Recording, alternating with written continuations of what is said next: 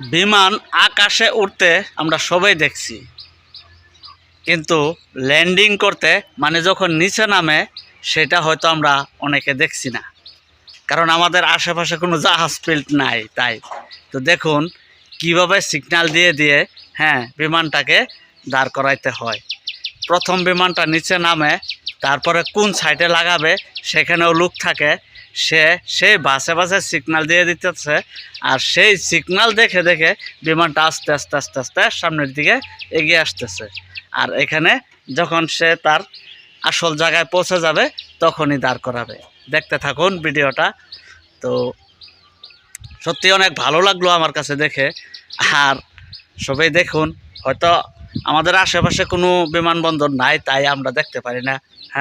তাই এই ভিডিওটাতে তুলে ধরলাম। আর এটা কিন্তু এই যে এটা কিন্তু রাত্রের। তো কেমন লাগলো কমেন্টে জানাবেন সবাই।